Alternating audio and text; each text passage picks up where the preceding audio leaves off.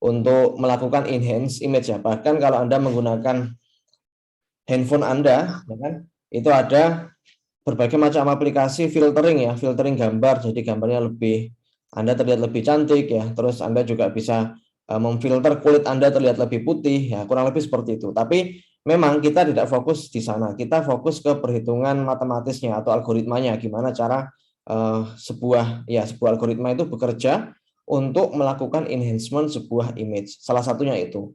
Nanti kita juga bahas, selain enhancement, kita juga akan bahas mengenai gimana caranya kita melakukan object detection ya. Object detection. Jadi kalau kita punya sebuah image, di image itu kita punya sebuah objek ya.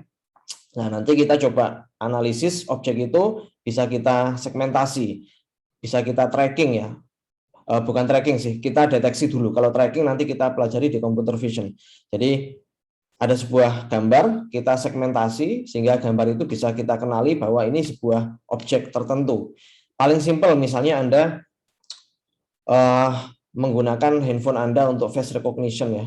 Itu Anda pasti ada sebuah algoritma ya untuk memproses sebuah image itu, yang mana algoritma itu digunakan untuk melakukan segmentasi, yaitu mendeteksi mana ini sebuah wajah ya.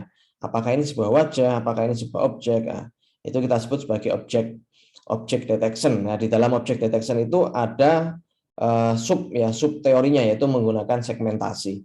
Oke, kurang lebih seperti itu. Dan masih banyak lagi nanti yang akan kita pelajari. Cuman intinya kita fokus ke image ya, image processing-nya. Oke.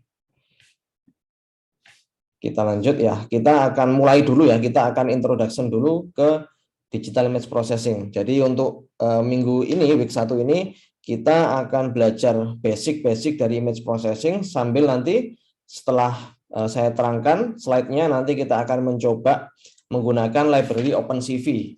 Ya, kita menggunakan Python, Anda bisa menggunakan Anaconda atau Jupyter Notebook, Anda juga bisa menggunakan Google Colab ya.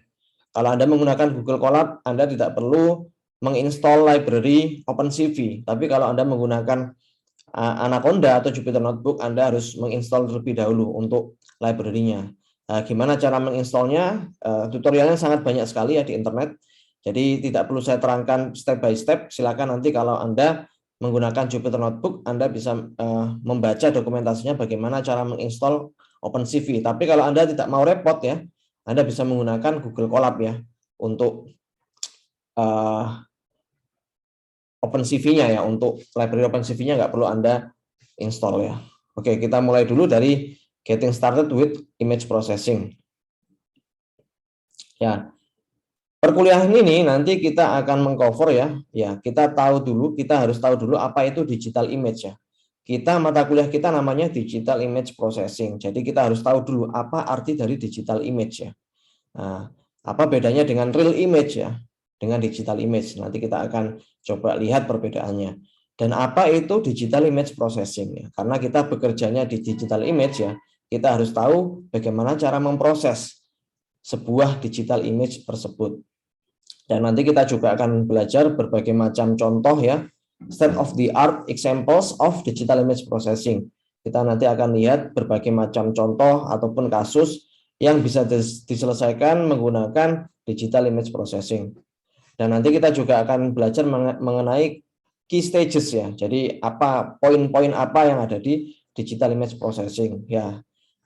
Nanti saya juga akan share buku yang akan digunakan ya. Memang kalau kita belajar digital image processing ini banyak sekali ya poin-poin yang harus kita pelajari. Di case stages ini banyak sekali sebetulnya yang harus kita pelajari. Memang kita akan batasi sampai poin tertentu ya, karena memang beberapa poin itu nanti kita akan bahas di mata kuliah computer vision.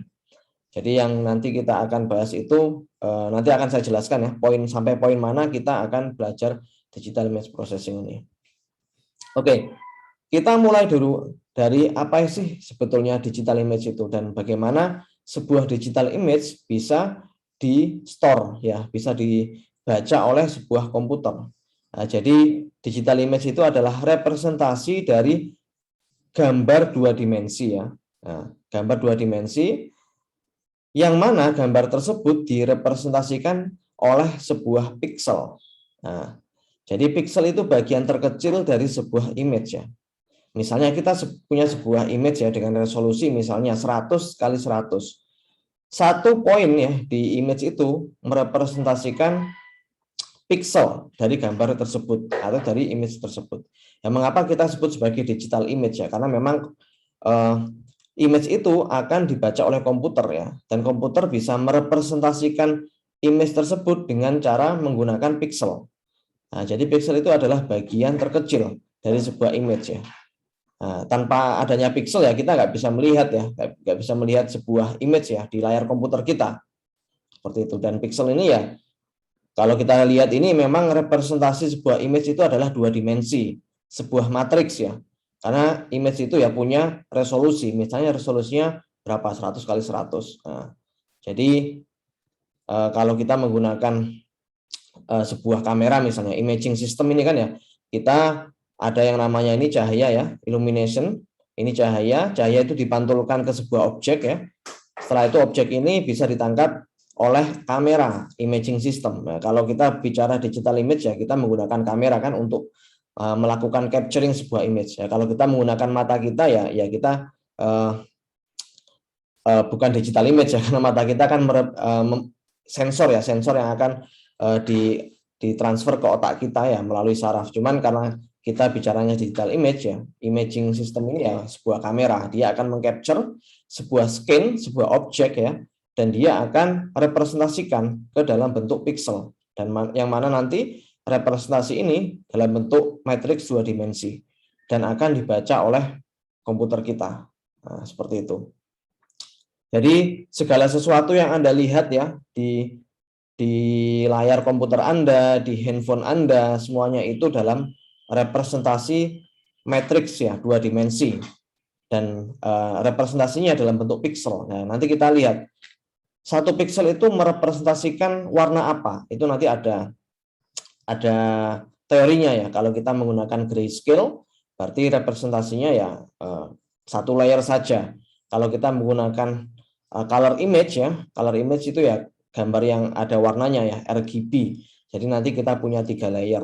Nah, kurang lebih seperti itu. Nah, ini contohnya karena ini gambarnya adalah grayscale ya, berarti otomatis ya ini merupakan pixelnya ya satu layer saja.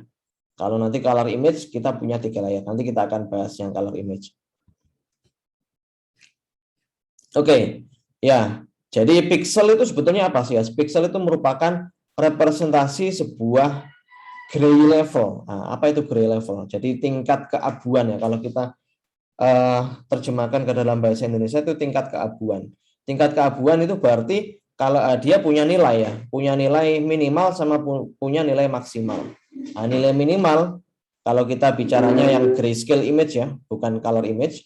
Kalau grayscale image ini kalau kita punya nilai minimal itu 0, nilai pixelnya 0, berarti dia merepresentasikan warna hitam. Nah, maksimalnya berapa pixel itu nilainya? Maksimalnya adalah 255. Kita bisa tahu bahwa memang representasi sebuah pixel itu adalah 8 bit ya. 8 bit berarti ada sekitar 255. 2 pangkat 8 kan 256. Karena kita mulai dari 0 berarti kita punya range mulai dari 0 sampai 255. Nah, Anda bisa lihat di sini.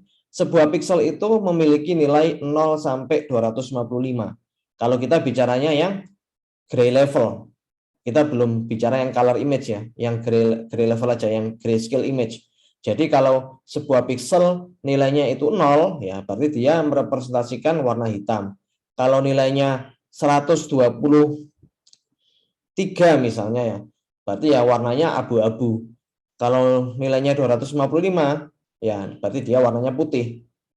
Nah, jadi tingkat keabuan itu direpresentasikan dalam bentuk pixel. 0 nilainya hitam, 255 nilainya putih. Nah, nilai di antara itu ya nilainya abu-abu ya. Nah, nilainya abu-abu bisa nanti kalau semakin mendekati angka 255 ya nanti warnanya akan semakin cerah. Oke.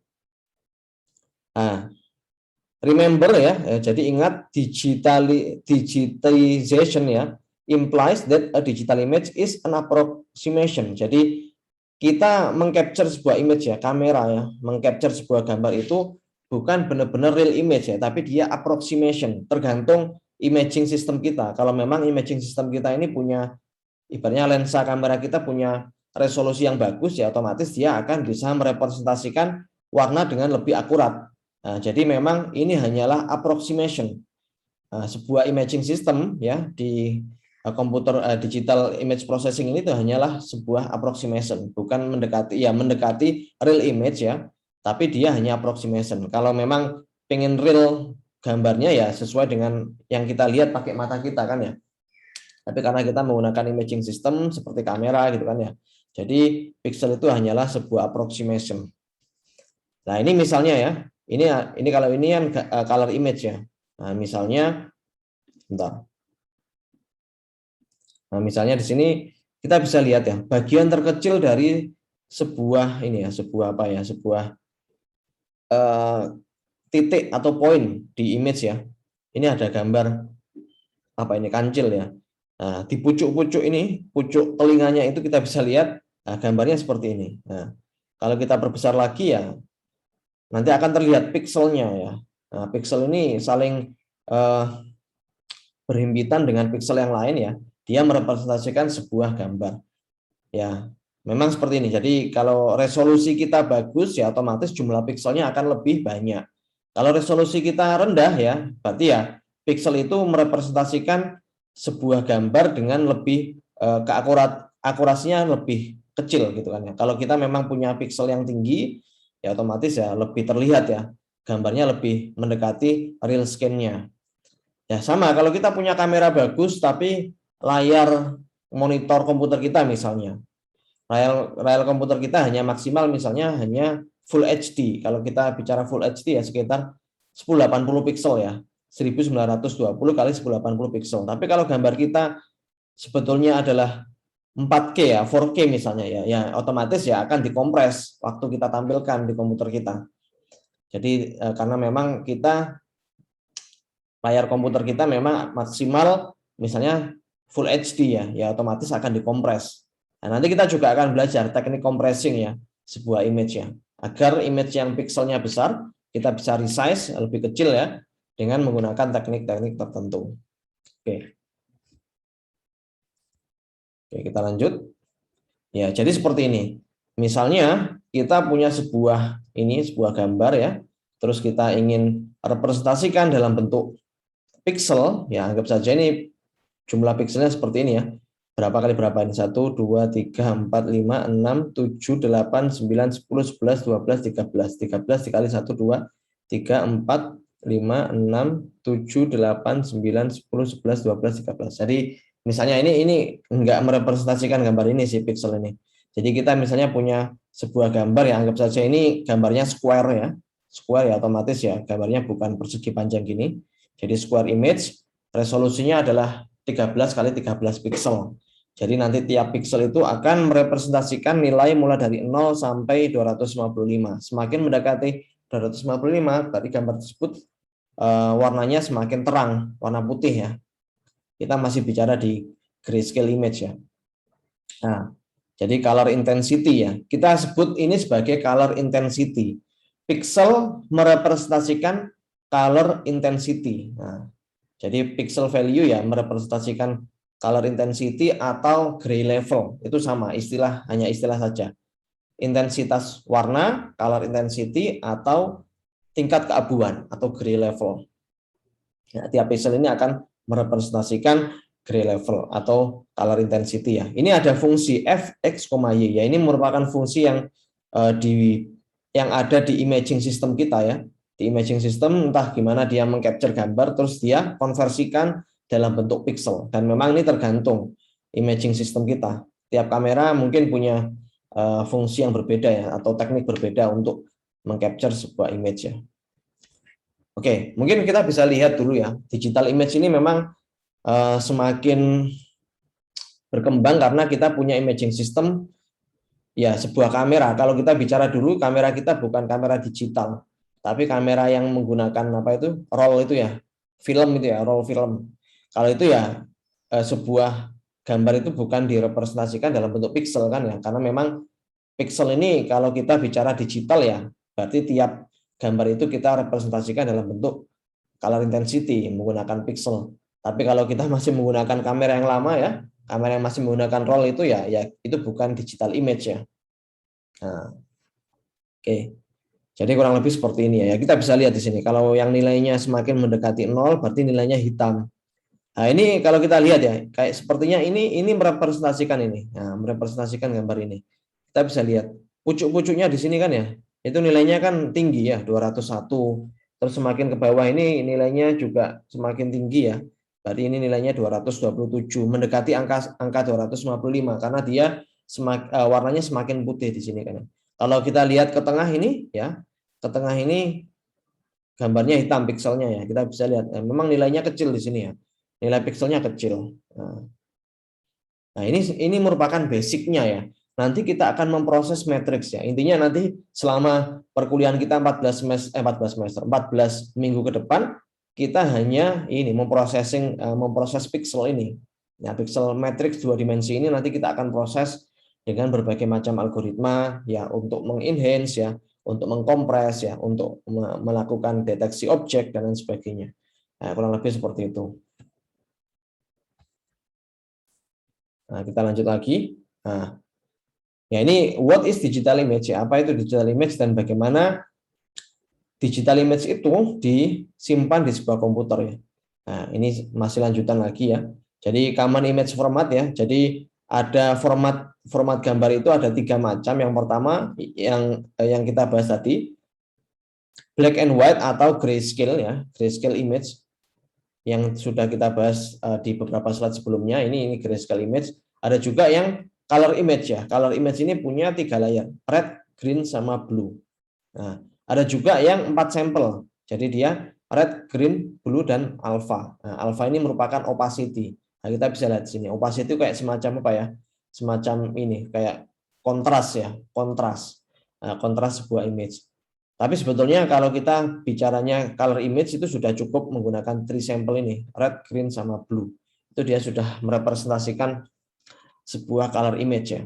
Ada juga kalau kita mau merepresentasikan sebuah image itu yang color image, kita juga mungkin bisa menggunakan HSV ya, hue, saturation, and value. Nah, itu juga sama kayak red, green, blue juga. Cuman representasinya menggunakan HSV. Fiturnya pixelnya merepresentasikan HSV. Tapi kalau color image yang biasa umum digunakan ini, yang common itu menggunakan red, green, sama blue. Jadi apa sih bedanya grayscale sama color? Nah, kalau grayscale itu dia hanya punya 1 layer saja.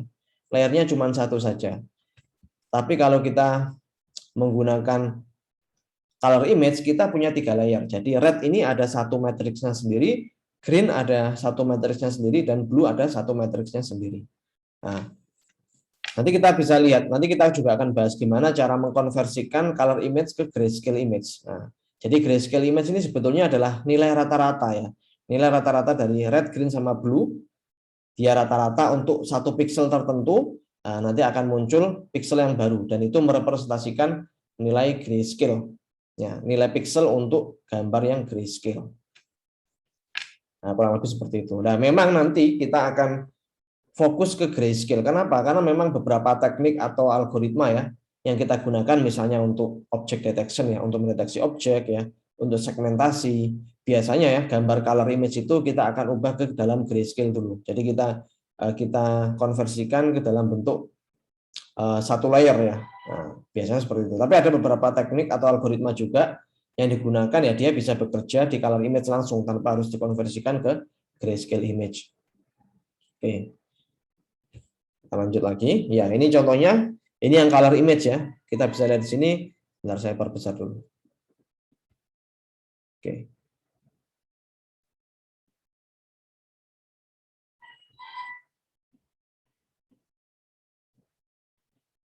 Nah, ini kalau color image ya. Color image ini dia punya 3 layer.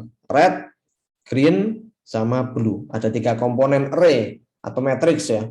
Nah, nanti tiap matrix ini juga sama merepresentasikan intensity level ya atau gray level. Gray level untuk layer yang red, gray level untuk layer yang hijau, dan gray level untuk layer yang blue. Nah, jadi bentuknya ini ya semacam kayak ini, kayak vektor ya. Vektor yang isinya itu nanti ya matrix ya. Nah, Ya, ini misalnya ada juga kita punya juga yang namanya black and white ya. Jadi grayscale sama black and white itu agak beda. Kalau black and white ini nilainya cuma 2 value, 0 sama 1 saja. Kalau 1 berarti putih ya, kalau 0 itu hitam. Nah, jadi representasi yang black and white ini dia cuma 2 saja, hitam putih, abu-abunya nggak ada. Itu yang paling low level biasanya, yaitu di sini. Kalau yang grayscale ini ya dia punya tingkat keabuan ya, antara 0 sampai 255 itu ya dia merepresentasikan tingkat kecerahan sebuah pixel. Nah, kalau yang color image ya, color image ini ya seperti ini, kita punya 3 layer. Nah, ini bedanya. Kalau binary image gimana sih ya? Mungkin Anda pernah melihat gambar yang isinya tulisan kayak gini, hands-on image processing with Python. Ini kan cuma ada 2 warna saja, warna putih sama warna hitam kan ya. Nah, jadi dia ini representasinya merupakan binary, black and white saja, hitam sama putih. Kalau grayscale ini ya tadi dia 0 sampai 255 rentangnya. Kalau yang RGB ya seperti ini, red, green, blue ya. Kita bisa lihat warnanya ini. Nah, ini mungkin menarik juga. Ini gambar ini namanya Lena kalau nggak salah nih ya. Lena atau Lina ya, saya lupa. Ini orang ini kan digital image processing ini merupakan teori yang cukup lama ya. Tahun berapa ya? Sebelum tahun 90-an sudah ada gitu loh. Ini kalau gambar orang ini memang gambar yang populer ya. Karena di buku-buku digital image processing itu gambar ini sering digunakan. Gambar seorang wanita ini ya. Dan ini orangnya sudah tua sekarang. Orangnya sudah umur 60-an lah, jadi udah tua orang ini. Jadi dia memang cukup populer. Nanti kalau Anda tertarik terkait dengan digital image processing, Anda membaca buku-buku digital image processing, Anda membaca buku computer vision, gambar ini pasti tidak asing bagi Anda. Ini memang gambar yang gambar yang memang sering direpresentasikan. Nah, contoh-contoh gambar yang sering direpresentasikan di ilmu-ilmu DIP atau computer vision. Orangnya sudah tua ini sekarang. Oke. Nah, ini kita masih berkutat dengan apa sih digital image processing ini ya. Kita sudah belajar apa itu digital image ya.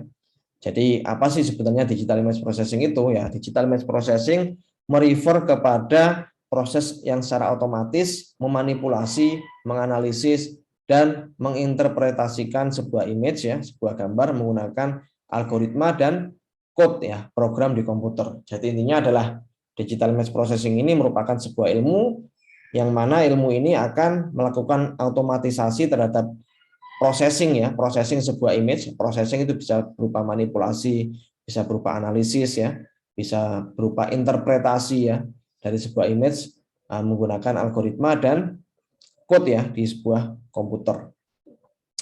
Nah, jadi kurang lebih seperti itu. Dan memang sebetulnya digital image processing ini sebelum bahasa pemrograman Python muncul ya, banyak bahasa pemrograman yang digunakan saat itu menggunakan MATLAB ya. Tapi karena seiring berkembangnya waktu, nah kita bisa menggunakan bahasa pemrograman Python yang lebih simpel ya. Kita bisa running dimanapun karena kita punya Google Colab ya. Jadi memang sekarang lebih simpel sebetulnya. Bahkan nanti kalau Anda mengerjakan tugas lewat HP juga bisa ya, selama ada koneksi internet ke Google Colab ya, itu bisa. Nah, ini di digital image processing ini kita akan fokus kepada 2 pekerjaan utama. Yang pertama adalah improvement of pictorial information for human interpretation. Jadi kita akan melakukan improvement dalam artian kita akan melakukan enhancement terhadap digital image ya, digital image yang kita miliki, sehingga nanti gambar yang sudah kita enhance, yang sudah kita improve itu bisa lebih bermanfaat ya, bisa lebih informatif kepada manusia seperti itu. Dan kita juga akan memproses sebuah image ya, image data for storage ya, transmission and representation for autonomous machine perception ya.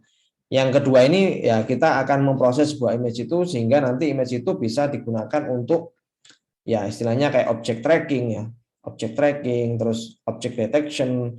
Nah, kita bisa merepresentasikan apa sih sebetulnya yang ada di dalam gambar itu. Setelah kita enhance kan ya udah kita enhance, terus setelah kita enhance kita mau ngapain ya. Nah, di sebuah gambar itu punya informasi sebetulnya. Nah, informasi itu kalau kita manusia ya pasti kalau kita melihat sebuah gambar, kita bisa tahu objek-objek apa yang ada di gambar tersebut. Tapi kalau kita ingin melatih komputer untuk bisa mengenali objek ya yang ada di sebuah image ya, kita harus memproses image tersebut sehingga nanti mesin atau komputer itu bisa secara otomatis memiliki persepsi terhadap image tersebut. Nah, sekarang sebenarnya kalau di sekitar kita sudah banyak sekali ya, sudah banyak sekali teori-teori atau bukan teori sih, implementasi terkait dengan digital image processing ini. Bahkan sekarang sudah sangat advance ya. Memang digital image processing ini teori-teorinya ataupun algoritmanya berkembang cukup cepat ya. Kita bicara 1 tahun yang lalu dengan sekarang sudah beda gitu ya. Karena memang banyak algoritma yang baru bermunculan ya, dan itu memang cukup signifikan ya untuk memproses sebuah digital image. Nah, misalnya kalau Anda pernah menggunakan aplikasi ya di handphone itu yang sekarang lagi viral itu, yang bisa itu saya kok lupa namanya. Ada yang tahu? Yang gambar terus misalnya saya punya foto ya, saya foto terus saya bisa menyanyi gitu loh, kayak menyanyi tapi sebenarnya saya nggak nyanyi gitu loh, apa namanya? Saya kok lupa aplikasinya. Mungkin gitu Pak. Atau yang semacam kayak deepfake gitu. iya betul, deepfake ya. Deepfake ya. Jadi ya kita kan punya gambar ya, terus kita coba olah gambar itu jadi muka kita kayak orang nyanyi gitu loh. Itu sudah masuk ke deepfake gitu. Kalau deepfake sudah areanya bukan digital image processing lagi, itu sudah computer vision, sudah areanya ke deep learning. Karena memang ini saling berkaitan ya. Nanti kalau Anda memang tertarik ya di bidang-bidang digital image processing, computer vision, deep learning, semua teori ini saling berkaitan karena memang saling beririsan gitu.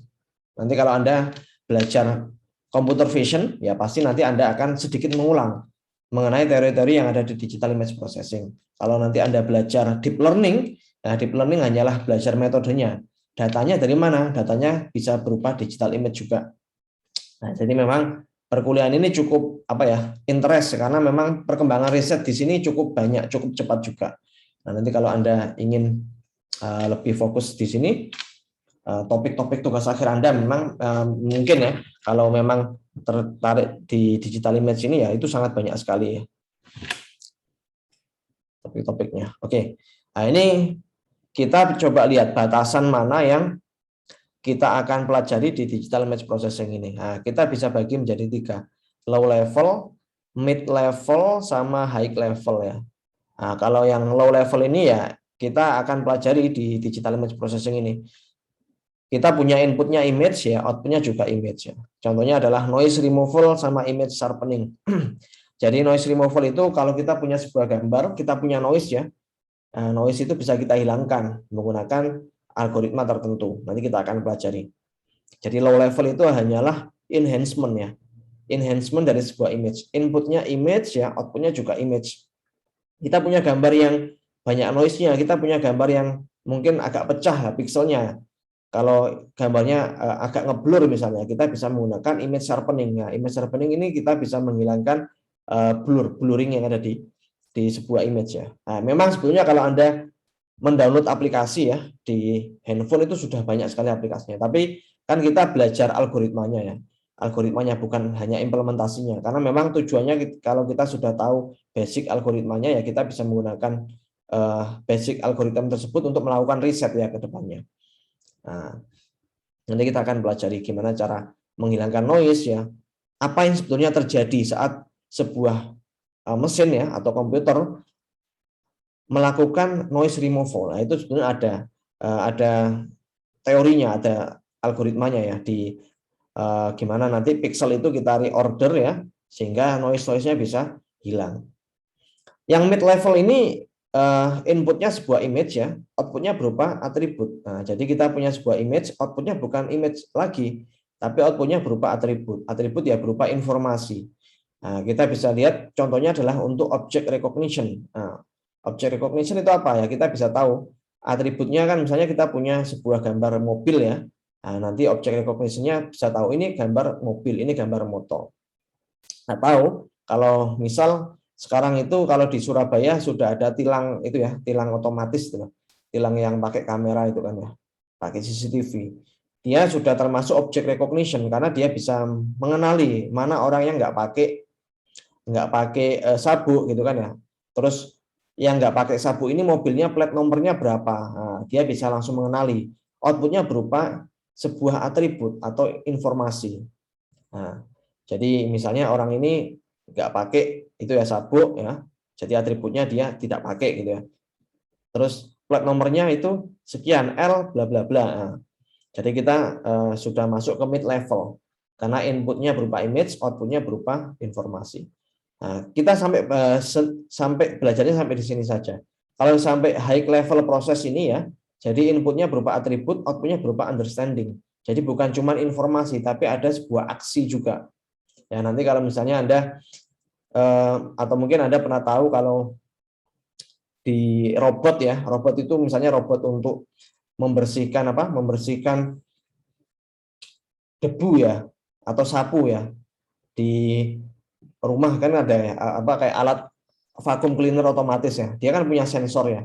Dia punya sensor, dia akan mengcapture image ya, foto atau lokasi yang ada di sekitarnya, terus dia punya informasi kan ya. Oh, ini di sini ada ada debu misalnya kayak gitu.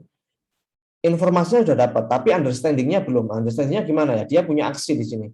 Kalau di sini ada sebuah objek, ada sebuah ya informasi ya, apa langkah selanjutnya yang harus saya lakukan. Jadi dia juga punya action kalau sampai high level ini. Nah, kalau high level ini memang sudah kita bicaranya sudah bukan digital image processing lagi. Kita bisa kombinasikan dengan teori ataupun ya metode-metode yang ada di computer vision, yang ada di deep learning, karena memang understanding ini bukan cuma digital image processing, karena kita butuh algoritma decision making ya, klasifikasi yang ada di sini. Nah, jadi understanding ini sudah levelnya sudah high level. Nah, kita sampai di sini saja nanti, sampai object recognition sama segmentation. Tapi sebetulnya nanti kalau Anda mengambil computer vision, kita juga akan mengulang sedikit terkait dengan object recognition sama segmentation. Tapi nanti kalau di computer vision itu kita menggunakan algoritma yang memang lagi itu ya, yang terbaru. Kalau object recognition yang dasar ya kita nanti belajar di DIP. Tapi nanti kalau menggunakan computer vision ya, di computer vision itu nanti object recognition-nya menggunakan algoritma yang terbaru. Tapi kalau kita menggunakan algoritma terbaru itu kalau nggak tahu basicnya kan juga kita hanya menggunakan saja. Nanti yang akan kita pelajari di DIP ini, kita akan belajar di object recognition di level algoritmanya, gimana algoritma itu bekerja, sama segmentation ya. Ini nanti kita akan pelajari di mata kuliah ini. Oke. Nah, kita mulai dari yang low level dulu. Nah, kita karena DIP ini kan masuk low level juga ya. Nah, kita bisa lihat contoh-contohnya adalah misalnya seperti ini. Ada sebuah gambar, ini gambar apa namanya X-ray ya, X-ray chest ya. Misalnya orang kena COVID gitu kan lagi viral sekarang ya. Nah, orang kena COVID terus apa namanya punya ini X-ray image ya, di X-ray gambarnya ini kan kurang jelas ya. Nah, kurang jelas. Kalau kita lihat di sini memang ada beberapa mungkin tulang rusuk yang nggak kelihatan gitu kan ya. Nah, ini kita bisa enhance ya menggunakan algoritma-algoritma tertentu untuk memperbaiki kualitasnya sehingga nanti gambar yang sudah kita enhance ya bisa terlihat lebih jelas seperti ini. Nah, ini termasuk inputnya image ya, outputnya juga image. Ini biasanya kita menggunakan yang sharpening ya, gambarnya kan agak ngeblur di sini kan ya. Nanti kita akan lakukan sharpening. Ya. Setelah itu nanti kita akan mendapatkan gambar yang lebih jelas di sini, lebih tajam. Atau misal ini ada kalau di bidang elektronika ya, ini ada misalnya untuk itu quality control ya misalnya. Ini ada sebuah image ya, sebuah image PCB ini ya, PCB, printed circuit board. Ya kalau Anda pernah belajar apa dulu waktu SMA misalnya kan belajar elektronika ya, itu di sini ada kayak PCB ya. PCB ini misalnya kita capture gambarnya. Tapi gambarnya kan kurang jelas di sini kan ya. Nah, kita bisa enhance nanti. Nah, gambarnya kurang jelasnya kenapa? Ini karena ada banyak noise-nya di sini. Nah, noise-nya banyak di sini. Ya, noise itu kayak semacam ini, kayak ada titik-titik gitu ya. Titik-titik yang memang itu mengganggu ya, menghalangi gambar aslinya. Nah, kita bisa remove di sini ya. Pixel-pixel tersebut ya. Nah, jadi nanti kita bisa deteksi mana pixel yang noise ya, mana pixel yang bukan noise, ya, yang noise nanti kita hilangkan. Nah, atau ini ada gambar juga ya. Kalau kita lihat di sini juga sama, image-nya ini kayak gambarnya itu terlalu terang ya. Nah, kita bisa enhance ya, sehingga nanti gambarnya bisa lebih jelas lagi. Nah, ini menggunakan sama, ini kayak yang ini sharpening juga, image sharpening. Jadi nanti kita akan lihat ya, nah, setelah gambarnya kita enhance, nanti kita akan menghasilkan gambar yang lebih jelas di sini. Oke, ini yang masih low level karena kita inputnya image, outputnya juga image. Nah, jadi image enhancement ini yang memang teori awal yang akan kita pelajari di digital image processing ini. Ya, ini ada beberapa contoh yang lain ya. Ada the Hubble Telescope ya. Ini merupakan teleskop atau kamera yang digunakan untuk memfoto satelit ya. Nah, biasanya letaknya ada di satelit itu. Nah, kita bisa gunakan untuk melihat galaksi misalnya kayak gitu, atau objek-objek yang ada di luar angkasa. Nah, kita bisa gunakan juga teori-teori yang ada di DIP itu untuk mengenhance ya gambar-gambar yang di capture oleh sebuah kamera. Nah, atau ya ini X-ray imaging tadi sudah kita bahas juga ya. Ini ada gambar, ini kan tadi chest ya. Ini gambar kalau nggak salah kidney apa ya? Ginjal ya, gambar ginjal. Kita bisa deteksi misalnya ada sebuah penyakit ya di organ tubuh kita, ya kita bisa deteksi juga. Atau misalnya yang sering itu untuk itu ya, tumor ya. Kalau kita menggunakan X-ray itu untuk mendeteksi objek-objek yang ada di dalam tubuh kita kan ya. Nah, bisa mendeteksi tumor ya atau kanker ya. Nah, dan lain sebagainya. Nah, atau ini ultrasound ya. Ultrasound ini kalau untuk USG biasanya. USG itu bukan pakai kamera sebetulnya dia, tapi dia pakai frekuensi ultrasound. Jadi kayak USG-nya itu ditempelin di perutnya si ibu, ya nanti dia akan mengcapture ya, dari ultrasound itu akan di-capture sebuah image ya. Memang itu bagiannya sensor ya. Imaging sistemnya berupa alat USG. Nah, USG itu nanti akan mengkonversikan frekuensi ya, ultrasound itu dikonversikan dalam bentuk pixel. Nah, jadi memang bukan hanya kamera ya. Untuk mengcapture sebuah image itu bukan cuma kamera. Sama kayak X-ray ini kan juga dia menggunakan frekuensi ya, bukan menggunakan digital kamera kan ya. Nah, kalau kita pakai kamera ya nggak kelihatan. Jadi dia memang menggunakan frekuensi untuk mendeteksi objek-objek yang ada di dalam tubuh kita. Nah, setelah itu objek itu ya, sensor yang ultrasound atau X-ray itu akan mengkonversikan frekuensi dalam bentuk pixel. Jadi dikonversikan dari bentuk frekuensi ke pixel juga. Jadi imaging system bukan cuma kamera saja, ya kan? Atau biasanya apa, sonar ya, buat deteksi kalau ada pesawat jatuh ya atau kapal tenggelam di laut itu menggunakan frekuensi juga kan ya. Nah ini kalau kita dibagi di medicine ya, di kesehatan itu banyak sekali ya kasus-kasus yang bisa kita gunakan, kita bisa selesaikan menggunakan teori digital image processing. Misalnya ini kayak representasi 3D ya, 3D tomografi, and rendering with transparencies. Nah ini nanti akan Anda pelajari di computer vision sebetulnya. Jadi kita bisa mengenerate ya gambar 3D dari gambar 2D ya. Jadi gambar 2D itu kita bisa konversikan ke dalam bentuk 3D. Itu ada juga algoritmanya. Nah, ini kita bisa representasikan gambar kanker ya dalam bentuk 3D ya, atau ice block ya. Ice block ini human brain ya. Ini kayaknya otaknya manusia yang itu ya, yang di bekukan ya. Ya. Atau di bidang GIS ya, Geographic Information System. Ya, ini juga cukup populer ya. Kalau kita menggunakan Google Maps ya, kita bisa melihat rumah kita dari satelit kan ya. Nah, dia juga butuh yang namanya image enhancement juga kan, nggak mungkin langsung di capture gambarnya sudah langsung bagus ya. Itu juga perlu sebuah algoritma ya, pemrosesan di digital image-nya. Oke. Nah, ini ada juga nighttime lights of the world dataset ya. Ini sama juga ya, kayak gambarnya ini diambil dari mana? Dari satelit juga ya. Ini kayaknya gambar ini Amerika ya, gambar Amerika nighttime lights ya. Jadi waktu malam hari misalnya ya di Amerika ini ya ini kita bisa lihat lampu-lampu yang ada di United States ya.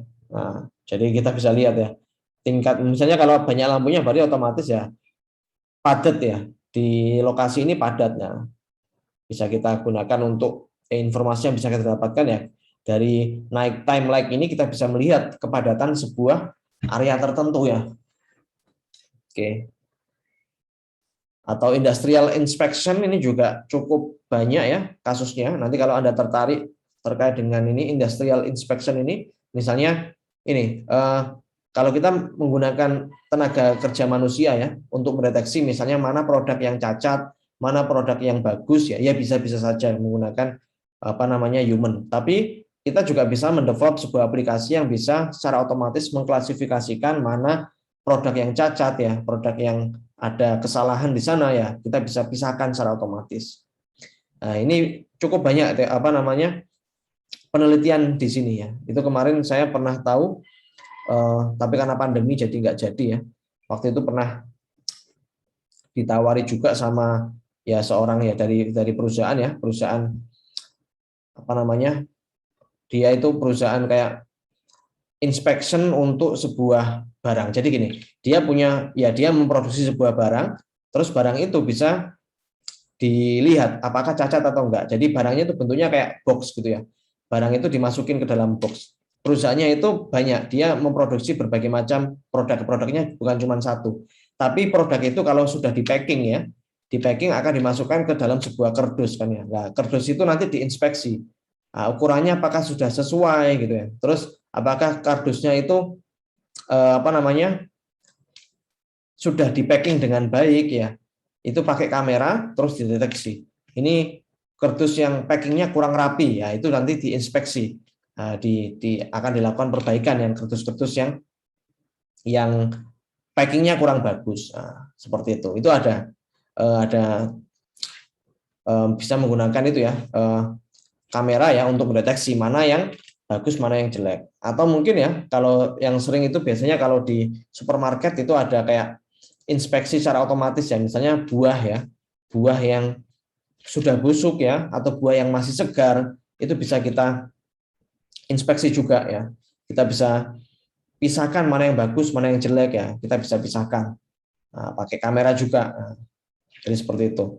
Jadi memang di aplikasinya di dunia industri cukup banyak ya, digital image processing sama computer vision ini.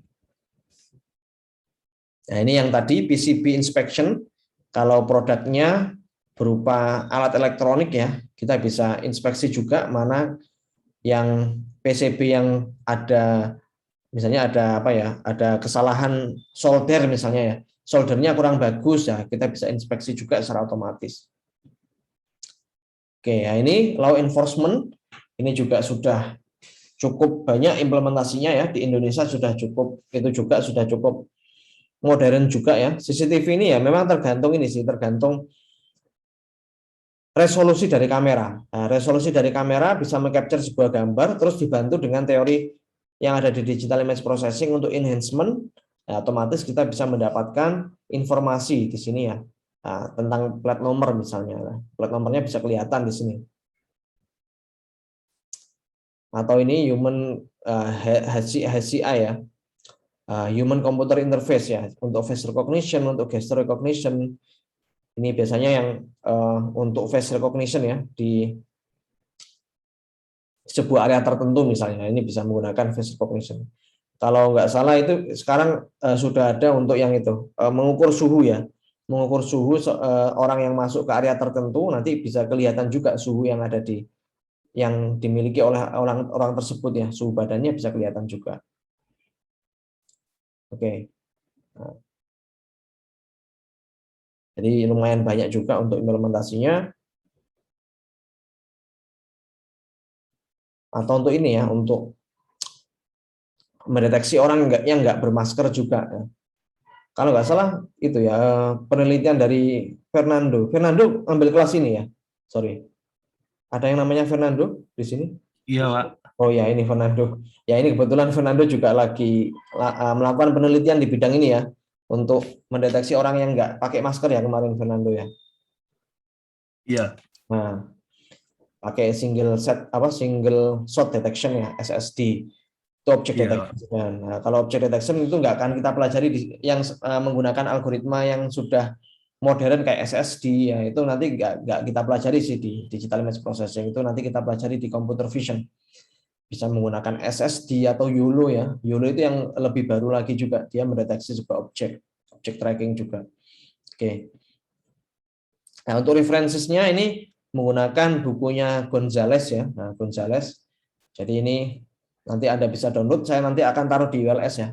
Ada itunya, ada soft copy-nya. Nanti saya coba taruh di ULS ya. Nah, sama ini hands-on image processing with Python, ini nanti saya juga taruh di mana di ULS juga. Jadi ini teorinya ya, ini teorinya, ini praktisnya ya. Jadi ini kalau Anda belajar ini, itu nanti codingannya pakai MATLAB. Tapi kita nggak belajar MATLAB-nya. Di sini penjelasan mengenai teori-teori ataupun algoritma-algoritma yang digunakan di DIP itu banyak di buku ini. Tapi kalau yang ini ilmu praktisnya. Kita tinggal misalnya mau memanggil sebuah library ya tertentu untuk DIP, kita bisa gunakan buku yang ini. Hands-on Image Processing with Python. Nah, jadi dua buku ini yang akan kita gunakan. Sama untuk requirement-nya, Anda harus siapkan Jupyter Notebook atau Google Colab ya. Silakan pilih yang lebih mudah. Yang mana yang kalau nggak mau ribet, saya pakai Google Colab aja. Di perkuliahan ini saya nanti akan terangkan menggunakan Google Colab ya, nggak pakai Jupyter Notebook. Nah, ini apa yang akan kita pelajari selama satu semester ini ya. Nanti akan ada ini week 1 masih ya pengenalan ya. Nanti week kedua kita belajar intensity in transformation. Nanti week 3 histogram equalization. Week 4 nanti filtering in spatial domain. Yang week 5 ini kuis kan ya. Kuisnya nanti dalam bentuk multiple choice. Ya, jadi week kelima ini kuis, tapi ini nggak akan memakan waktu kita ya, waktu perkuliahan kita. Jadi nanti kuisnya online, bisa Anda kerjakan kapanpun ya. Tapi nanti kita tetapkan aja harinya. Kalau nanti nggak ada halangan, kita adakan di hari Jumat ya. Di hari Jumat week kelima. Oke. Week kelima berarti kan sekarang kan week 2, week 3, week 4, week 5 ya. Jadi week 5 nanti kita akan ada dua materi, filtering in spatial domain, sama nanti akan ada kuis ya di sana. Oke, jadi hari Rabunya kita belajar filtering in spatial domain, terus hari Jumatnya nanti Anda kerjakan kuisnya. Week 6 kita nanti belajar filtering in frequency domain. Nah, jadi filtering ini masuk ke enhancement ya. Pokoknya yang ada kaitannya dengan filtering itu kita inputnya berupa image, outputnya juga berupa image. Nah, ini masuk ke image enhancement. Nah, image enhancement ini ada dua caranya, yaitu spasial di domain spasial dan di domain frekuensi. Nah, kalau domain spasial ya ini yang kita pelajari saat ini ya pixel itu ya. Tapi kita bisa ubah juga ya domainnya menjadi domain frekuensi. Nanti penjelasannya akan saya jelaskan di week 6 ya. Sama image restoration. Nah, image restoration ini kita gunakan sama enhancement juga. Nah, untuk menghilangkan noise ya, kita bisa menggunakan image restoration. Sedangkan week kedua sama 3 ini masih intensity transformation, histogram equalization. Ini kita masih berkutat gimana sih caranya sebuah komputer itu merepresentasikan sebuah image ya. Nanti kita bisa lihat intensitinya itu seperti apa ya. Terus histogram. Nah, pixel itu kita bisa representasikan dalam bentuk histogram. Jadi misalnya histogram itu kita bisa tahu kira-kira pixel yang jumlahnya pixel yang nilainya 0 itu ada berapa, pixel yang nilainya 255 itu ada berapa. Kita bisa representasikan menggunakan histogram. Week 8 nanti kita akan ada morphological processing, terus image segmentation, object recognition. Nah, yang image segmentation sama object recognition ini kita akan belajar basicnya saja. Nggak sampai menggunakan algoritma yang sudah populer sekarang, nggak sampai SSD, nggak sampai YOLO ya. Jadi cuman teori mungkin ya, teori terkait dengan basic image segmentation sama object recognition. Yang 11 ini image description ya. Jadi nanti kita akan ada materi terkait dengan image classification. Ya.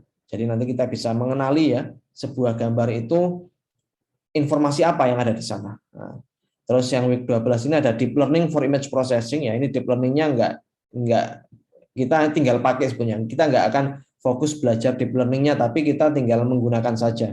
Nanti akan saya ajarkan gimana caranya memanggil sebuah model deep learning. Nah, nanti ya, di week 12 ya. Di week 13 sama 14 ini akan ada project progress ya. Jadi nanti akan ada project ya di mata kuliah DIP ini.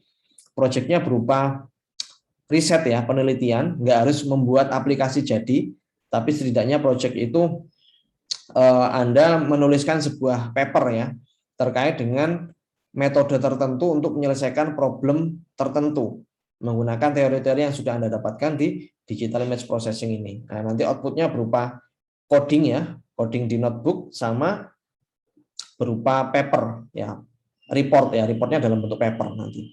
Nah, itu week 13 sama 14 ini akan ada project progress. Nah, silakan nanti dibentuk untuk kelompoknya karena kita ada 33 ya, 33 mahasiswa. Jadi saya bagi saja tiap kelompok minimal 5, maksimal 6 ya. Nah, jadi nanti silakan bentuk sendiri kelompoknya. Silakan Anda bentuk sendiri minimal 5 orang, maksimal 6 orang. Nah, tiap kelompok minimal 5 orang, maksimal 6 orang ya. Nanti Anda bentuk sendiri. Boleh dibentuk mulai sekarang juga boleh. Silakan. Nah, jadi kurang lebih seperti itu untuk yang kita pelajari selama 14 minggu ke depan. Nah, ini beberapa step ya yang ada di image processing ini ya. Kita mulai dari image acquisition ya. Image acquisition ya ini. Imaging sistemnya mengambil sebuah image ya dan di-store ke dalam sebuah komputer. Terus kita melakukan pre-processing, segmentasi, representation, sama recognition. Nah, memang mungkin kita berhentinya di sini sih. Di sini kita tetap belajar ya, representasi sama recognition ini kita pelajari, cuman kita nggak akan dalam di sini ya. Yang di bagian sini, sampai sini sih, sampai segmentasi juga. Ini area ini nanti kita akan perdalami lebih lanjut di mata kuliah computer vision, tapi di DIP ini nanti ya kita akan pelajari, cuman nggak akan sedalam di computer vision. Kita hanya belajar basicnya saja. Nah, dan ini ya ini seperti ini, image acquisition, image enhancement, image restoration, morphological processing, segmentation, object recognition, representation, sama image compression dan color image processing. Nah, ini nanti yang akan kita pelajari, cuman ya seperti tadi kita akan fokus di sini dulu ya di DIP ini, karena memang untuk belajar segmentasi, terus image description sama recognition ini memang luas ya, yang kita pelajari cukup banyak, tapi kita nggak akan pelajari semua. Kita akan pelajari basicnya saja. Oke. Nah, summary-nya ya kita sudah tahu apa itu digital image, kita juga sudah tahu mengenai digital image processing ya. Kita juga sudah tadi belajar ya state of the art ya, contoh-contoh yang ada di digital image processing untuk menyelesaikan permasalahan tertentu dan poin-poin ya yang ada di digital image processing ya. Dan yang terpenting memang Anda harus banyak ya berlatih menggunakan Python ya, karena memang nanti coding kita lebih banyak menggunakan Python ya. Ya, jadi ya memang Python sih, bukan lebih banyak, memang full Python. Dan kalau Anda belum terbiasa menggunakan Python ya, saran saya coba sekarang diperdalam lagi ya untuk implementasi Python-nya ya. Karena Anda sudah dapat di mata kuliah Alpro dulu ya sama AUP ya. Jadi ya Anda biasakan lagi ya untuk menggunakan Python. Oke, kita akan masuk ke codingan ya. Sebelum kita masuk ke coding, mungkin ada pertanyaan. Sambil mungkin kita break ya, break 10 menit ya, biar nggak terlalu bosan. Kita kuliahnya kan online ya, jadi kita break 10 menit. Sambil nanti kalau ada pertanyaan di saat break, silakan dituliskan di chat ya. Jadi saya break dulu, nanti kita mulai lagi pukul 8 lebih 12 ya. Oke, nanti silakan kalau ada pertanyaan boleh tuliskan di chat ya.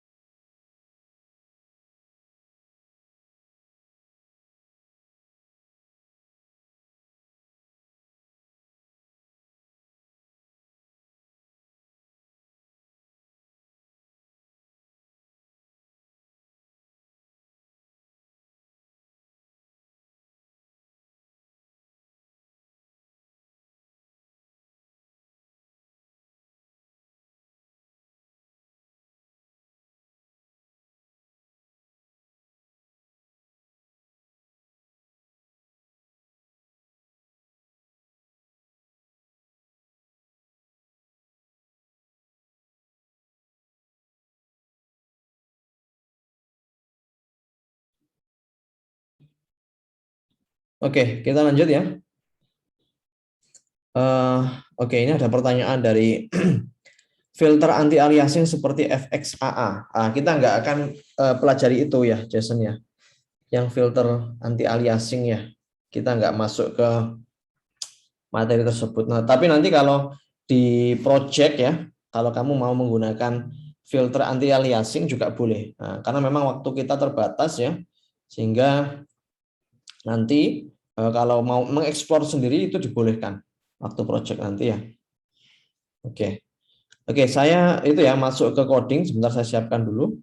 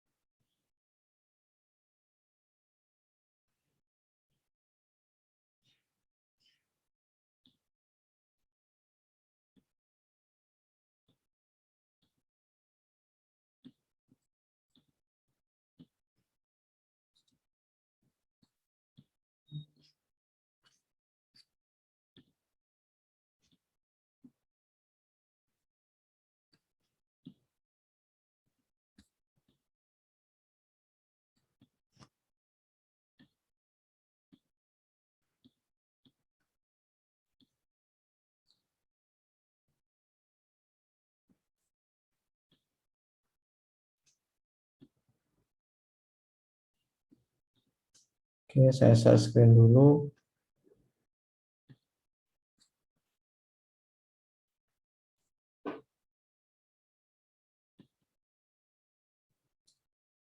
Oke, sudah terlihat ya. Oke, mungkin sebelum saya mulai ada pertanyaan lagi selain dari Jason. Jadi untuk yang kita pelajari nanti yang filtering ya, Jason itu yang kita pelajari di filtering itu filtering di spatial domain sama frekuensi domain ya. Kalau yang anti aliasing ini saya kurang tahu, dia masuk ke frekuensi mungkin ya, frekuensi domain atau mungkin istilahnya mirip ya dengan filtering di frekuensi domain ya. Tapi intinya yang nanti kita akan pelajari di kuliah ini, kita akan belajar mengenai filtering ya di domain spasial sama domain frekuensi. Seperti itu ya. Nah, nanti kita akan pelajari di week keempat ya. Week keempat sama week keenam ya, terkait dengan filtering itu. Oke. Nah, kita mulai saja. Kita akan mencoba untuk ya basic-basic yang ada di digital image processing ya, menggunakan bahasa pemrograman Python dan OpenCV ya. Kita menggunakan OpenCV ya. Yang paling simpel dulu aja. Kita nanti akan mencoba mengimport sebuah gambar ya. Nah, mengimport sebuah gambar terus kita coba tampilkan di sini ya. Kita coba buka saja, kita download saja. Misalnya saya mau download gambar apa ya? Cat misalnya ya. Cat. Pak, sesinya memang masih di PowerPoint ya? Oh, sorry. Iya, iya. Oke, udah ya. Sudah ya. Sudah, Pak, aman. Oke. Nah, nanti kita akan coba ya mengimport sebuah gambar terus kita coba tampilkan ya di sini pakai OpenCV ya. Kita download gambarnya dulu. Misalnya gambar kucing yang mana ya? Ini aja.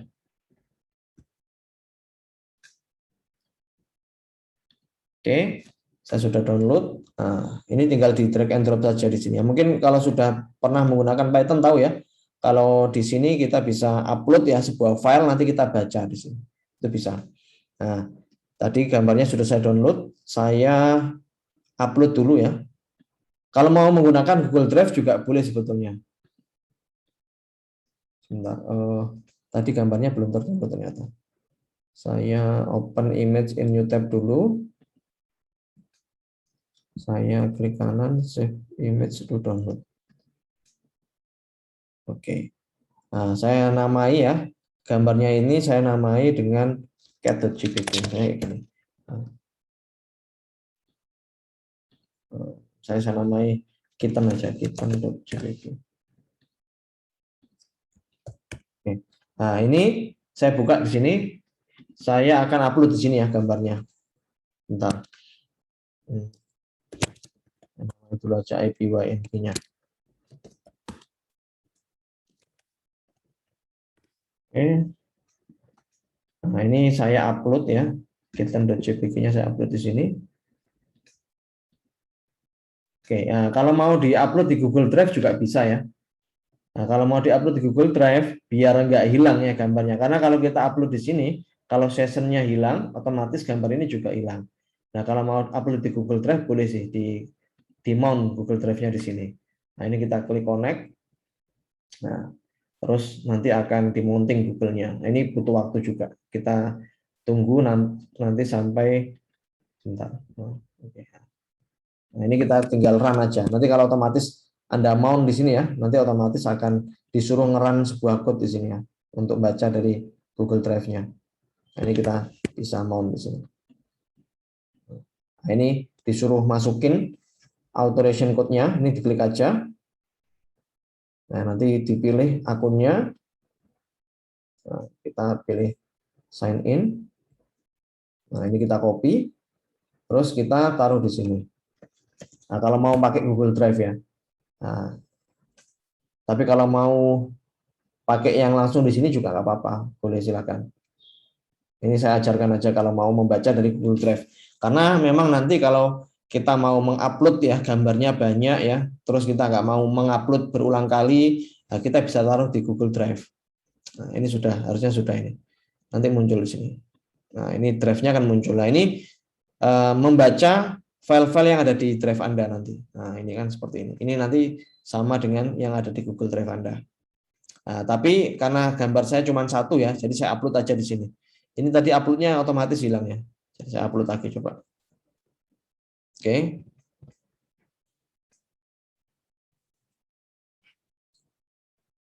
Oke, kitten.jpg-nya sudah masuk ya. Nah, kita coba membuat ini apa namanya? Membaca gambar ya. Karena gambarnya sudah saya upload, kita mau baca gambarnya. Nah, kita butuh satu ya, kita butuh library NumPy dulu. Oke. Terus yang kedua kita butuh matplotlib ya. Nah, nggak apa-apa kita ketikkan dulu, nanti Anda akan tahu gunanya untuk apa. Oke, terus yang ketiga kita menggunakan import CV ya. Nah, import CV2. Nah, ini merupakan library dari OpenCV. Nanti kita akan banyak berinteraksi dengan library yang ini. CV2 ini ya. Oke, saya coba eksekusi dulu. Nah, setelah itu saya mau membaca ya image-nya. Caranya kita tinggal bikin variabel img saja sama dengan CV2 ya. CV2 ini kita panggil dari OpenCV-nya .imread ya. Imread itu image read ya. Nah, terus kita tambahkan parameter di sini nama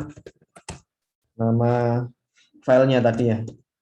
Oke, tadi kita .jpg oke. Nah, oke, kita coba eksekusi. Nah, ini belum kelihatan gambarnya. Oke. Nah, caranya gimana melihatkannya apa? Memperlihatkan gambarnya. Nah, kita bisa menggunakan ini plt.imshow. Nah, plt.imshow ini kita ambil dari matplotlib ya. Untuk menampilkan sebuah gambar itu kita bisa menggunakan matplotlib.imshow. Imshow dengan variabel parameternya adalah img. Nah, kita coba eksekusi dulu. Nah, Anda bisa lihat di sini. Gambarnya kok beda ya dengan ini kan ya. Gambarnya kok beda dengan ini ya. Kenapa? Karena memang kalau OpenCV ini secara default ya, dia tidak menggunakan RGB tapi BGR. Jadi kalau kita membaca sebuah image menggunakan OpenCV, sebenarnya ada cara yang lain sih menggunakan scikit image ya. Tapi yang scikit image itu library-nya kalau menurut saya masih banyak beberapa fitur atau algoritma yang tidak support ya, sehingga saya beralih ke CV2 saja, OpenCV. Tapi nggak masalah. Ini kan gambarnya jadi BGR ya. Yang semula RGB jadi BGR. Nah, gimana cara mengkonversinya? Kita bisa convert ke dalam bentuk RGB dulu. Jadi gini, kalau kita menggunakan OpenCV ya, saya coba tuliskan aja teksnya di sini. Nah, open image using OpenCV itu formatnya BGR. Jadi layernya itu blue, green, sama red, bukan RGB. Padahal kalau ini Matplotlib itu dia supportnya RGB, bukan BGR. Nah, jadi kayak semacam layernya itu terbalik kalau kita menggunakan OpenCV. Nah, gimana cara biar bisa membalikkan ya? Nah, kita bisa gunakan ini fungsi seperti ini. Misalnya saya panggil lagi img-nya ya, img sama dengan cv2.cvt_color. Nah, ini untuk mengkonversi dari BGR ke RGB. Nah, img atau gini aja, img_rgb ya, cvt_color, img, cv2.color_bgr ya to RGB. Nah, ini kita gunakan untuk mengkonversikan dari BGR ke RGB. Nah, oke, saya eksekusi. Oke, jadi img RGB ini untuk menampung image yang kita sudah baca menggunakan OpenCV ini, kita baca terus kita konversikan menggunakan fungsi cv2.cvt_color. Yang mau kita konversikan apa, terus ini merupakan parameter konversinya karena kita mau mengkonversikan dari BGR ke RGB. Nah, caranya kita bisa langsung panggil imso saja, kita panggil yang img RGB. Oke, nah ini kan warnanya udah sama ya kayak ini ya. Jadi kurang lebih seperti itu untuk membaca sebuah gambar ya. Nah, kita bisa tahu juga kira-kira resolusinya berapa sih? Resolusinya kita bisa lihat di sini sih sebetulnya kan ya. 0 sampai 700 kali berapa ini? 700 kali 1200 sekian ya resolusinya. Atau mungkin kalau kita pengen tahu resolusinya kan sebetulnya kalau kita membaca sebuah image itu dia akan dikenali sebagai NumPy ya. IMG ini NumPy. Nah, kalau kita pengen tahu kira-kira resolusinya berapa, kita bisa panggil ini img.rgb shape ya. Kita coba print.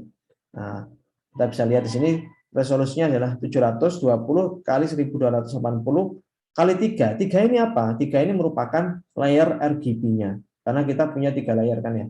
Jadi red punya resolusi sekian, green punya resolusi sekian, dan blue juga punya resolusi sekian. Karena memang untuk gambar RGB itu punya 3 layer. Nah, mungkin saya coba share kembali di PPT-nya ya. Sebentar. Nah, di yang tadi ya, yang ada. Nah, ini kan kita punya 3 layer ya kalau RGB itu. Nah, jadi tiap layer ini punya pixel intensity sendiri. Karena kita RGB 3 ya, layernya 3 ya, otomatis pasti di sini gambarnya jadi 3. Nah, ini kan 3 kan di sini. Oke. Nah, kita juga misalnya kita sudah punya gambar di sini ya, kita mau resize itu juga bisa. Nah, atau kita ubah ke mana? Ke gray dulu aja deh. Ini kita ubah menjadi grayscale ya. Caranya gampang, kita bikin variabel baru lagi di sini img.gray misalnya kayak gini. Kita tinggal copy saja ini. Ini kita copy. Nah, kita copy yang dari RGB tadi, img RGB tadi, kita ubah BGR, kita ubah RGB to gray. RGB to gray. Jadi IMG gray ini nanti isinya adalah color grayscale image ya. Nah, kita coba tampilkan lagi pakai show ya. IMG_gray. Nah, kita coba eksekusi, ini gambarnya pasti gray nanti. Nah, kenapa kok gini gambarnya? Coba saya cek dulu. Oke, oh ya, ininya belum saya kasih parameter lagi ya. Jadi untuk IMShow ini secara default dia akan merepresentasikan gambar dalam bentuk RGB. Jadi kita perlu menambahkan parameter satu lagi di sini. Kita tambahkan CMap di sini. CMap sama dengan gray. Biar dia mengenali bahwa yang mau ditampilkan itu hanya satu layar saja, yaitu layar gray. Nah, oke, jadi kurang lebih seperti itu. Untuk membaca sebuah gambar dari lokasi kita ya. Kalau nanti menggunakan Anaconda juga boleh saja. Nah, Anaconda kan tinggal diganti saja nanti code notebooknya itu ya ditaruh di satu direktori dengan gambarnya, atau kalau mau gambarnya ditaruh direktori tertentu kan tinggal path-nya ya, path direktorinya tinggal diganti gitu kan ya. Nah, karena tadi kita bacanya langsung dari sini ya, kita kan langsung pakai kitten.jpg. Kalau nanti mau dari direktori tertentu ya, misalnya dari drive ya, kan gini tinggal diubah saja my drive, terus ditaruh di mana gitu ya, bla bla bla bla bla bla ditaruh. Karena selama kita punya drive di sini ya, drive-nya sudah kita sudah kita mounting ya, jadi kita bisa baca di sini nanti untuk lokasinya, path-nya ya. Oke. Bentar, ini saya coba kasih teks dulu biar nggak bingung ya. Ini untuk yang tadi pertama untuk mounting drive. Terus yang ini untuk import library ya, nggak usah saya tulis. Ini saya kasih di sini read the image ya. Terus ini ya open image using OpenCV itu otomatis akan menjadi BGR ya, itunya. Layarnya BGR bukan RGB. Nah, kalau kita tampilkan nanti seperti ini karena layarnya terbalik. Nah, kita butuh konversikan ke dalam bentuk RGB dulu. Nah, ini saya kasih teks saja, convert BGR to RGB. Oke. Ini juga sama ya, ini untuk show ya, menggunakan PLT. Terus ini untuk melihat shape-nya, ini untuk melihat yang sudah kita konversikan ke dalam bentuk grayscale ya, jadi seperti ini. Selanjutnya misal kita ingin meresize ya image-nya, itu bisa. Nah, kita resize menjadi lebih kecil atau lebih besar ya, menggunakan fungsi ini. Nah, misalnya yang IMG yang gray saja, yang gray ini saya resize misalnya menggunakan ini cv2.resize ya, resize. Nah, resize. Terus parameter yang pertama IMG gray-nya, saya tuliskan di sini IMG gray resize ya, yang saya mau resize karena gray-nya. Terus parameter yang kedua itu merupakan output-nya, resize-nya saya mau resize berapa kali berapa. Misalnya yang semula tadi 1720 kali 1280 ya, saya kasih separuhnya saja. Misalnya saya jadikan 360 sama 640 ya. 360 sama 640 ya. Nah, saya resize dengan ukuran seperti ini. Nah, terus saya show ya, saya coba tampilkan di sini img.gray resize ya, underscore resize. Jangan lupa kita perlu menambahkan cmap di sini, cmapnya gray.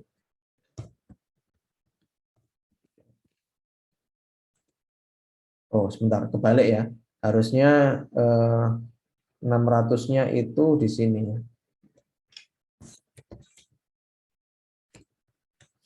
Saya coba balik ya. Oke. Kok nggak ada bedanya, Pak? Nah, tapi kan bisa dilihat di sini. Resolusinya kan lebih kecil di sini ya.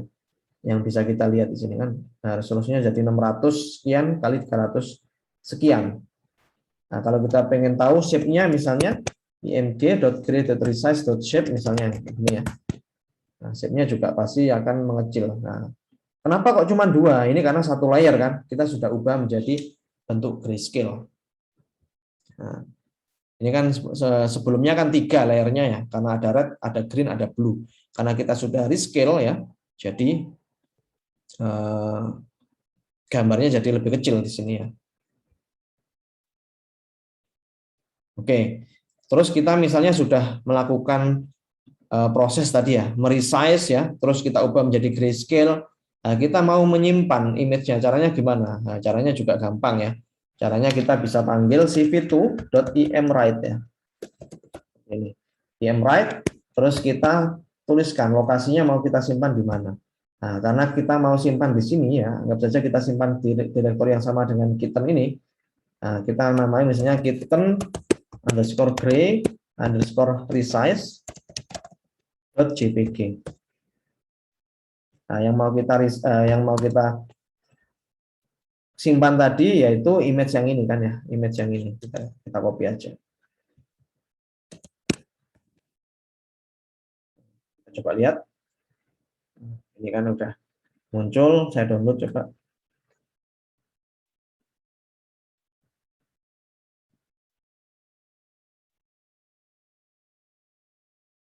Nah, ini udah muncul gambarnya. Ini.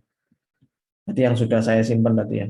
Gambarnya ini. Nah, jadi warnanya kan jadi grayscale ya. Jangan khawatir, nanti recording video ini akan saya upload ya di YouTube ya. Jadi kalau nanti tertinggal terkait dengan basic tadi Python menggunakan OpenCV itu nanti bisa diulang lagi di videonya ya. Oke, mungkin sampai sini ada yang mau ditanyakan?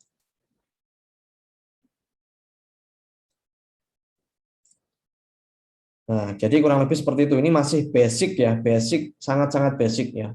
Caranya menggunakan OpenCV untuk open image ya, sama untuk open sama untuk save ya. Nah, proses-proses enhancement-nya nanti kita akan pelajari di week kedua. Nanti week kedua kita akan coba lebih dalam lagi di bagian pixel processing-nya ya. Nah, menggunakan OpenCV juga nanti. Nah, cukup simpel ya. Nah, OpenCV ini sangat membantu ya, karena memang nanti kalau kita mau memanggil fungsi-fungsi tertentu, misalnya untuk enhancement, untuk filtering ya, untuk filtering di domain spasial, filtering di domain frekuensi, itu sebenarnya sudah tinggal panggil saja sih. Tapi nanti kita tetap akan pelajari teorinya ya, perhitungan matematis di balik filtering itu. Walaupun sebetulnya kita tinggal menggunakan library-nya di sini.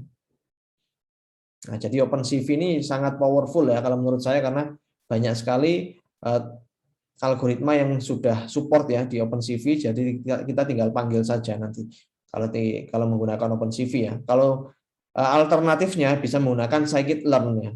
Scikit-image, SK-image ya, itu juga sama dengan OpenCV. Tapi sepengalaman saya kemarin ada beberapa algoritma yang masih belum support ya di scikit-image ya. Kita menggunakan OpenCV saja. Oke, mungkin ada pertanyaan sampai sini. Nah, kita masih introduction ya, jadi silakan nanti Anda pelajari untuk materi yang week 1 ini, nanti akan saya share videonya. Nah, setelah itu nanti Anda bisa coba sendiri ya di sini. Atau mungkin gini, silakan Anda coba ya, sekarang ya, Anda coba untuk mengimport ya image ya dari mana, dari gambar, terus Anda download, terus taruh di mana, taruh di Google Colab, terus coba ditampilkan. Nah, ini saya coba ginikan aja biar kelihatan ya codingan saya.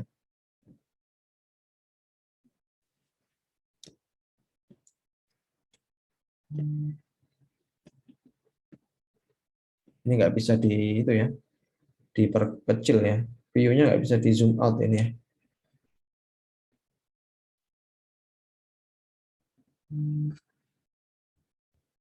Atau mungkin gini aja, Anda coba itu dulu, coding dari atas dulu, nanti kalau sudah selesai saya scroll ke bawah ya.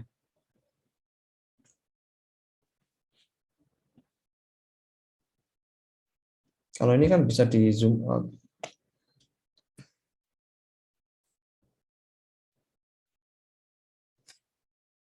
Saya. Oke, silakan coba dulu aja di laptop Anda masing-masing ya.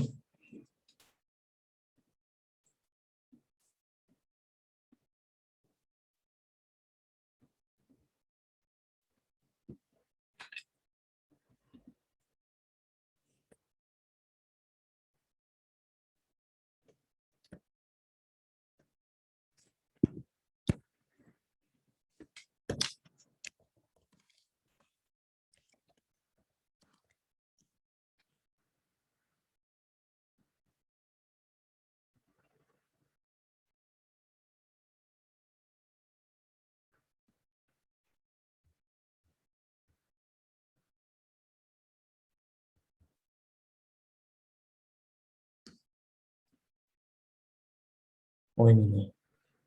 Oh ya, bisa ya.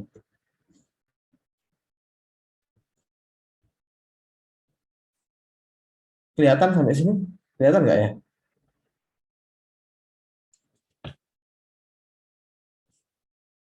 Halo? Kelihatan, Pak.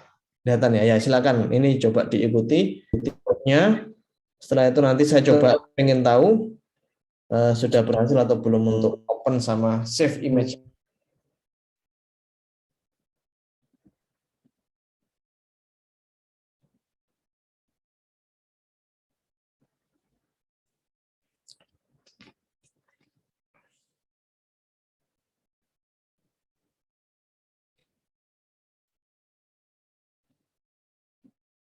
Kalau ada pertanyaan silakan ya. Bisa ditanyakan melalui chat ya, atau langsung ngomong langsung nggak apa-apa.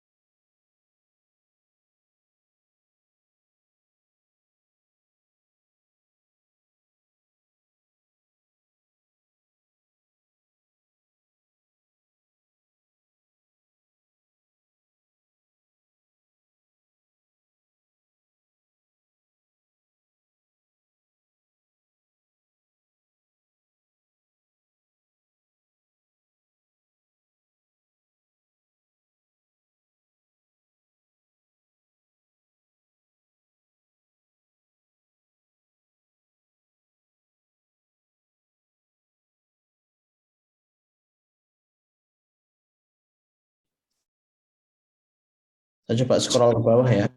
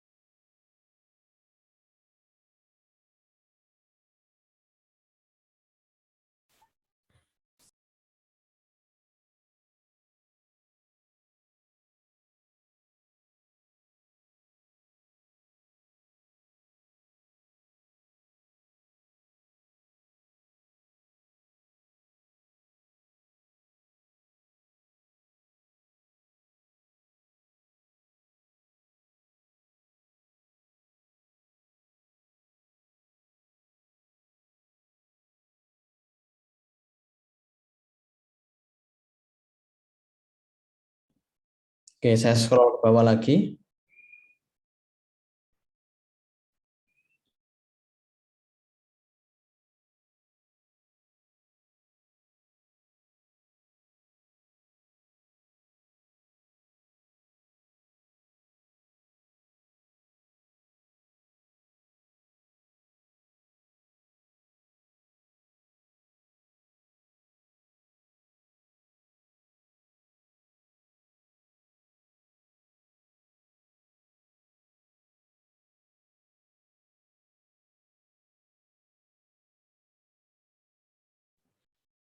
Yang ini sesuai dengan itu ya, partnya ya.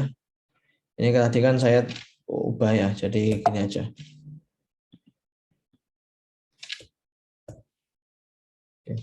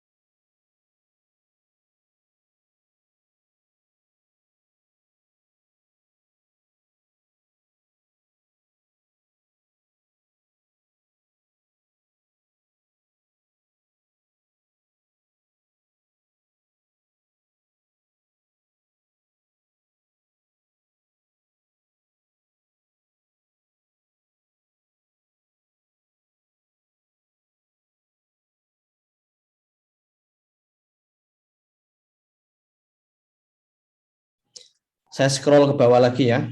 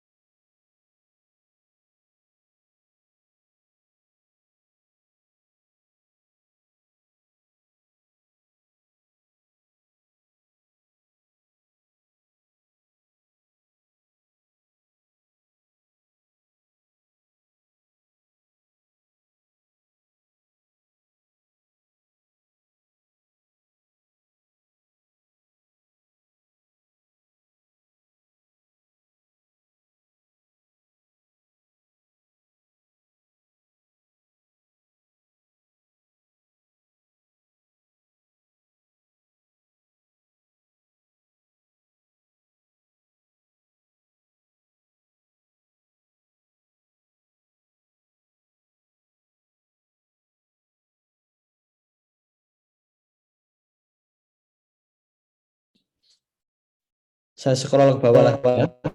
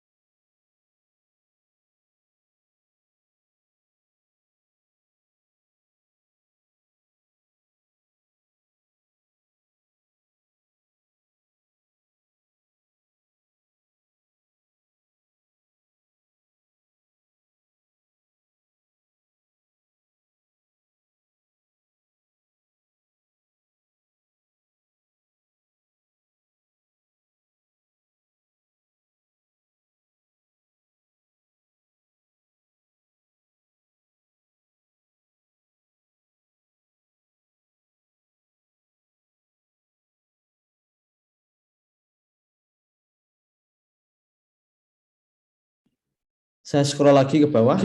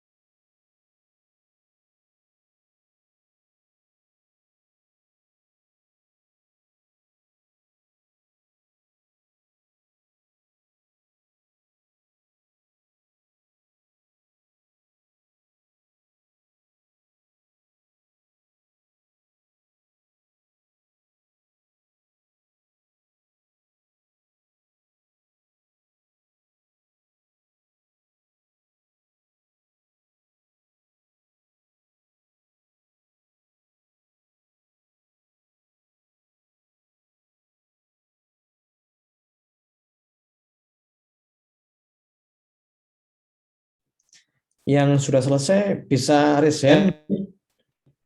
Saya pengen tahu yang sudah selesai tadi ada berapa mungkin. Ya, oke, sudah. 1, 2, 3. Oke, sudah cukup banyak ya. Oke. Sampai sini mungkin ada yang mau ditanyakan?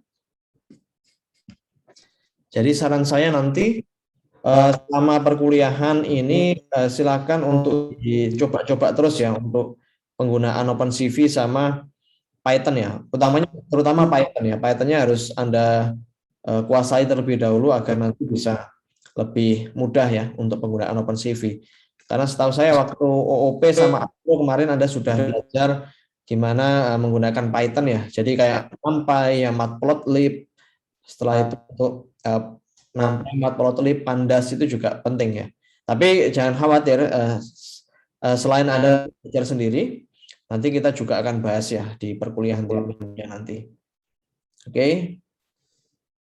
Mungkin sampai sini ada pertanyaan, silakan kalau ada pertanyaan. Sebelum saya akhiri ya untuk perkuliahan.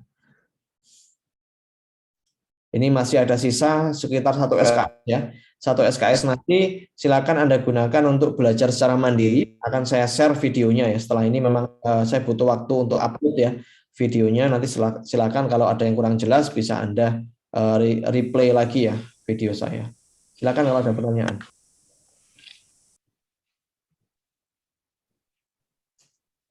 Halo, silakan.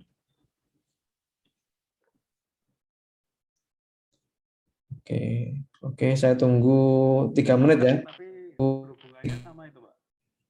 Sorry. Suaranya pelan, Kenneth. Tes. Apakah masih pelan, Pak, suaranya? Iya, masih pelan. Bentar.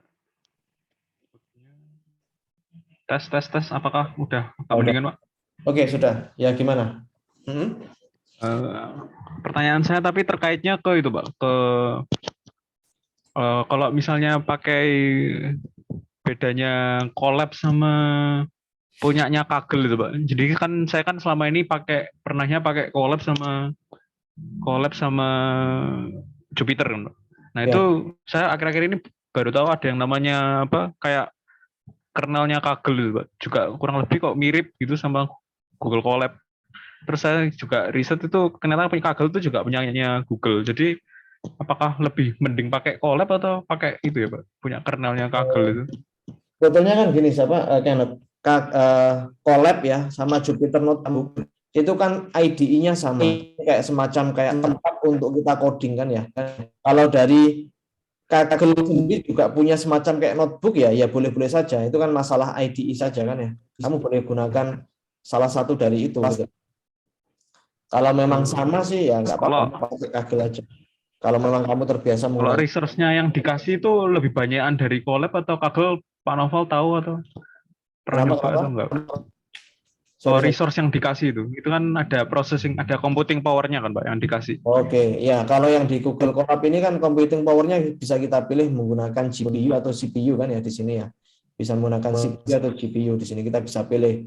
Cuman yang Kaggle jujur saya belum pernah nyoba sih yang di Kaggle itu. Tapi kalau yang di Google Colab ini computing power-nya nanti kalau kita masuk ke deep learning ya di week ke-13 nanti kita bisa ubah nanti computing power-nya menggunakan CPU atau GPU atau TPU. Di sini kan ada pilihannya. Kalau di Google Colab kita bisa pilih nanti apakah pakai GPU, TPU atau CPU. Kalau yang non ini CPU. Tapi kalau yang Kaggle saya belum nyoba sih. Tapi yang Jupyter Notebook itu tergantung. Kalau laptop sudah mendukung GPU processing ya bisa pakai GPU gitu. Oke, makasih, Pak. Oke.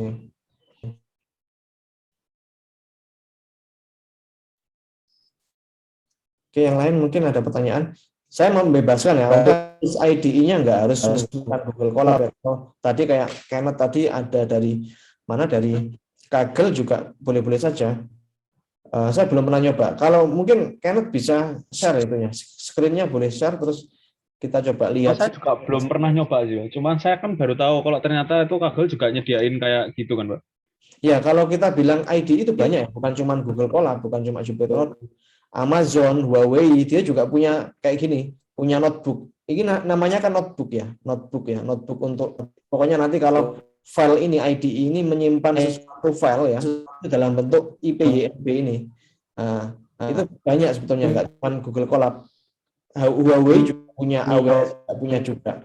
Nah, karena memang ini kan cuma IDE ya, IDE-nya. Nah, nanti kalau mau pakai yang lain juga boleh. Nah, kalau Google Colab ini kan istilahnya itu ya mudah ya, karena bisa langsung otomatis simpan filenya itu nggak kayak misalnya nanti Anda menuliskan sesuatu kan di file notebooknya nggak hilang kan ya, otomatis tersimpan di Google Drive Anda. Jadi ya ini lebih simpel sih menurut saya. Tapi kalau mau menggunakan notebook atau menggunakan apa namanya menggunakan Google juga. Oke, mungkin ada lagi yang mau ditanyakan, Kenneth? Mungkin cukup. Oke. Oke, kalau nggak ada pertanyaan, saya akhiri untuk perkuliahan kita hari ini. Saya akan sharing video recordingnya, nanti akan saya taruh di ULS ya. Untuk tiap minggunya nanti akan saya sharing videonya di ULS. Oke, kalau nggak ada pertanyaan, saya akhiri ya untuk perkuliahan kita hari ini. Terima kasih. Selamat pagi. Saya end meeting ya. Oke.